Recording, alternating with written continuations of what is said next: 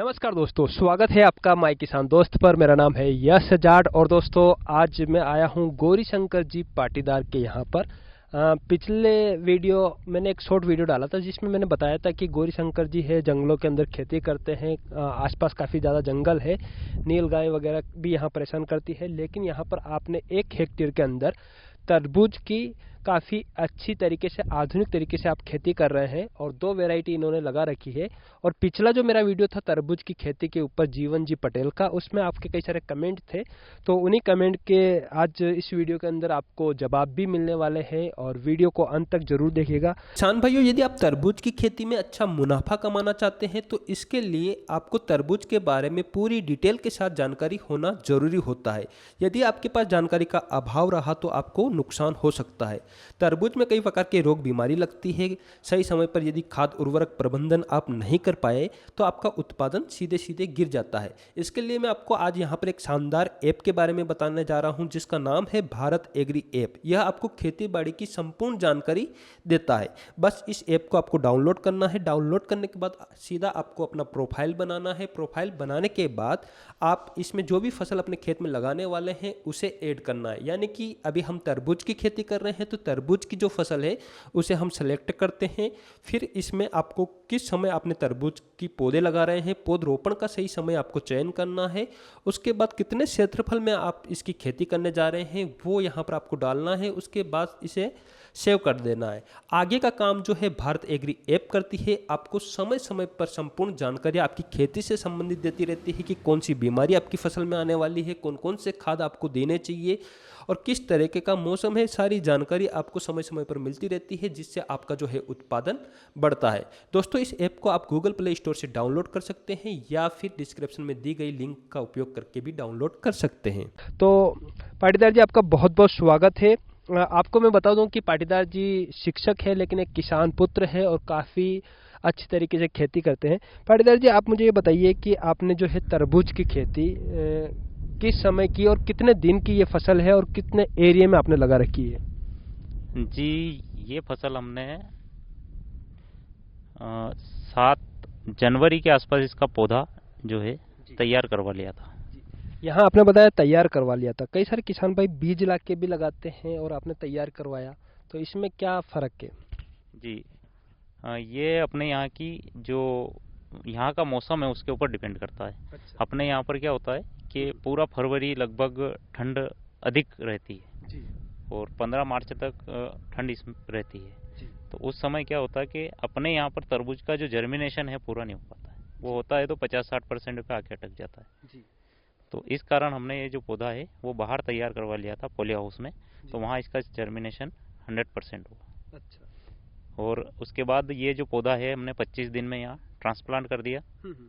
तो लगभग ये 80 से 85 दिन में पककर तैयार हो गया है। जी। तो यहाँ दोस्तों आपके जो सवाल था कि ठंड से पौधे को कैसे बचाएं, तो एक सवाल का जवाब आपको पाटीदार जी ने दे दिया है कि यदि आपके वहाँ ठंडी ज़्यादा रहती है तो आप पौधा नर्सरी में तैयार करवा के लगा सकते हैं। दूसरा जो आपका सवाल था कि कितने दिन की फसल होती है, तो ये मैक्सिमम जो पूरी चलती होगी 100 दिन है ना, 100 दिन तक की ये फसल होती है। अब मुझे ये बताइए कि आपने जो ये किया है मल्च पर लगा रखा है, मल्च पर लगाने का क्या बेनिफिट रहता है सर? मल्च पे लगाने के वैसे 2 मुख्य बेनिफिट है कि एक तो पानी जो है, मल्च अगर अपन लगा रहे तो ड्रिप अपने को लगाना ही लगाना, और अगर ड्रिप लगाइए तो पानी की बहुत ज़्यादा बचत होती है। मतलब अपना 25% पानी में ही सारा काम हो जाता है। और दूसरा फ़ायदा मुख्य यह है इसका कि खरपतवार जो है उसके लिए अलग से निंदाई गुड़ाई कुछ भी करने की अपने को आवश्यकता नहीं है। ये फायदा रहता है। सर मैं आपसे ये जानना चाहूँगा कि कई सारे किसान भाइयों ने मुझसे पूछा था कि इसके लिए कौन सी ज़मीन अच्छी रहती है? जी, काली मिट्टी, जैसे काली मिट्टी में भी बहुत अच्छा होता है, पर अपने यहाँ पर देख लीजिए आप कि थोड़ा सी दिखाइएगा।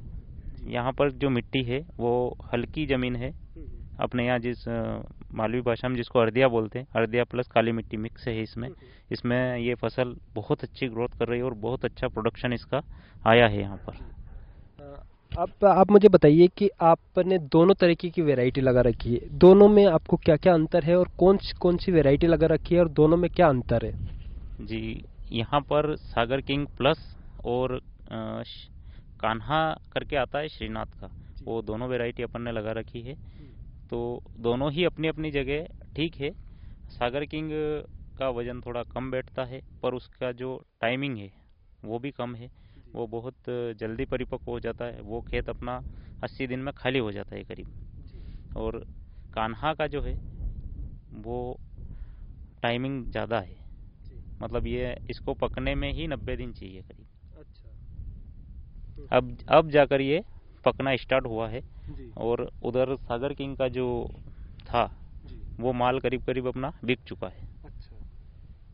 यानी कि जो कान्हा वैरायटी है ये थोड़ा लेट आती है, लेकिन यदि हम बात करें पकने की समय की तो वो जल्दी पक जाती है। सागर किंग जल्दी मार्केट में आ जाती है, ये थोड़ा लेट आती है। यदि हम टेस्ट, मिठास और मार्केट में रेट की बात करें तो दोनों में क्या अंतर है? जी, रेट दोनों के सेम है।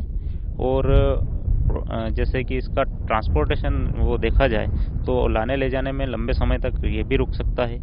जैसे 15 दिन भी इसको तोड़ के रख दें तो ये माल भी रुकेगा, वो भी रुक सकता है। पर इसका जो प्रोडक्शन है कान्हा का वो थोड़ा ज़्यादा है। आपको, जैसे आपने दोनों ही लगा रखी, तो आप दोनों ही में से उत्पादन आपको किसका ज़्यादा लग रहा है और कितना प्रतिशत आपको उत्पादन ज़्यादा लगा? जी, इसका समथिंग उससे करीब करीब 50% उत्पादन ज़्यादा ही आएगा। अच्छा, यानी कि डबल पैदावार इसमें हो सकती है। प्रति एकड़ हम बात करें तो कितना उत्पादन सागर किंग के अंदर आप ले सकते हैं और इसके अंदर कितना ले सकते हैं? जी, प्रति एकड़ अपन बात करें तो सागर किंग का जो उत्पादन है वो आता है 200 से 250 क्विंटल। और अगर कान्हा की बात की जाए तो ये 300 क्विंटल तक भी जा सकता है। अच्छा जी, यानी कि 300 कुंटल आसानी से किसान भाई इसे ले सकते हैं। जी आसानी से। जी। अब मैं आपसे जानना चाहता हूं कि मैंने तरबूज की खेती के ऊपर और भी वीडियो बनाए, लेकिन उन वीडियो में मैंने इसके सारी चीज़ें अच्छी बताई कि किस तरीके से खेती हो सकती है, कितना मुनाफा हो सकता है, कितनी कमाई हो सकती है। लेकिन एक कमेंट मुझे आया था कि सर तरबूज की खेती में आने वाली परेशानियों के बारे में भी बताइए। तो आप मुझे थोड़ा सा तरबूज की खेती में किसान भाइयों को क्या परेशानियां हो सकती है और उसे किस तरीके से हल करना चाहिए वो जानकारी भी दीजिए। जी, इसमें वैसे नॉर्मली ऐसी कोई विशेष परेशानी नहीं आती है। अगर देखा जाए तो मेन इसमें कीट जो रहता है, कीट की समस्या आती है। तो लीफ माइनर इसमें पहला अटैक होता है लीफ माइनर का। तो लीफ माइनर का आप प्रबंधन करते रहिए तो बिल्कुल चलता रहेगा ये। और नॉर्मली इसमें मच्छर और इल्ली की समस्या आती है। और इसके अलावा फल मक्खी है, तो फल मक्खी के लिए तो आपको कुछ ना कुछ प्रबंधन करना पड़ेगा, जैसे या तो फेरामोन ट्रैप लगाइए। और आपने पपीता भी लगा रखी है, तो क्या ये दोनों साथ में हो जाएगी? जी बिल्कुल, ये सब असल यहाँ पे मैंने भी प्रैक्टिकल के तौर पर तरबूज भी पहली बार ही लगाया है और इस पपीता के अंदर मल्टी क्रॉप में।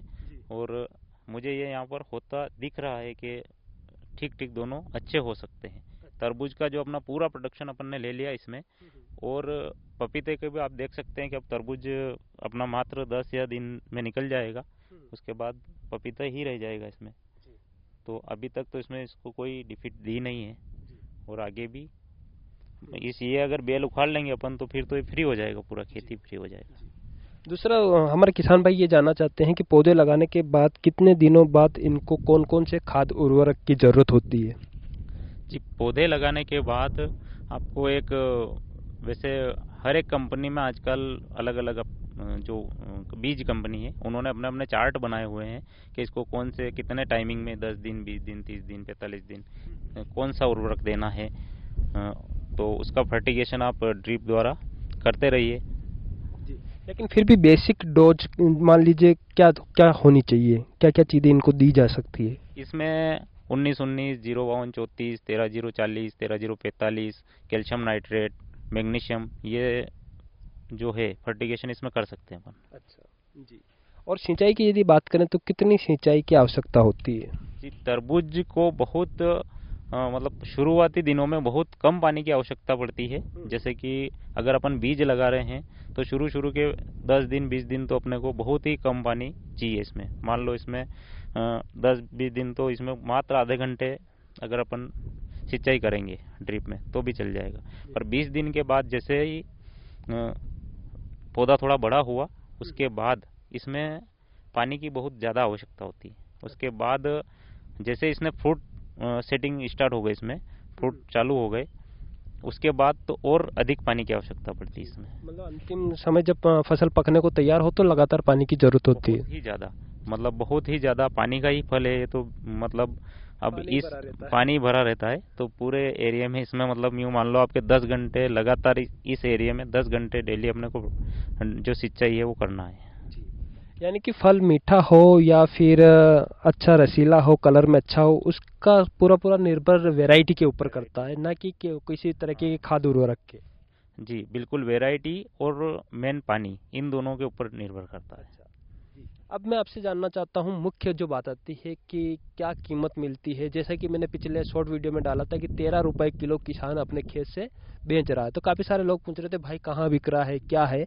तो आपका जो फल है वो कितने रुपए से स्टार्ट हुआ और आज कितने रुपए किलो में बिक रहा है, वो हमारे किसान भाइयों को बताइए। हमने इस जो प्लॉट है इसको शुरू में ही, जब अपने इस एरिया में एक भी प्लॉट स्टार्ट नहीं हुआ था, उस समय ही व्यापारी को बताया था। तो अपन ने भी खींच के, हर व्यक्ति चाहता है यार कि अधिक से अधिक कीमत मिले, तो अपन ने खींच के उसका पेमेंट मांगा। तो अपन ने मांगे थे उसको 15 रुपये। तो व्यापारी ने इस पे लास्ट में 13 रुपये में जाकर ये माल टूट रहा है अभी। यानी कि 13 रुपए आप आसानी से खेत से बेच रहे हैं। हाँ, अभी तो बिक रहा है इस वर्ष, क्योंकि इसका जो सौदा है पूरा ही 13 रुपये में हो चुका है। जो बड़ा बड़ा माल जो है इसमें, अब जैसे 3 किलो से ऊपर का, उसके बाद जो छोटा रह जाएगा वो फिर या तो अपन मंडी में बेचेंगे या फिर उसका भाव अलग से होगा। तो यहाँ पर आप देख सकते हैं, और आप नीमच मध्य प्रदेश के अंदर आता है, नीमच जिले के आप किसान हैं, गांव है नायनखेड़ी, और आप यहाँ पर फलों की साइज भी देख सकते हैं। यहाँ पर पाटीदार जी ने काफ़ी अच्छी जानकारी दी है। ये फल है काना की, ये वैरायटी है। तो दोस्तों उम्मीद करता हूं कि आज की यह जानकारी आपको पसंद आई होगी। अगर ये जानकारी पसंद आती है तो इस वीडियो को लाइक करिएगा, अन्य किसान भाइयों तक शेयर जरूर करिएगा। जल्दी मुलाकात करेंगे एक नई जानकारी के साथ, एक नए वीडियो में। तब तक के लिए जय भारत, जय किसान।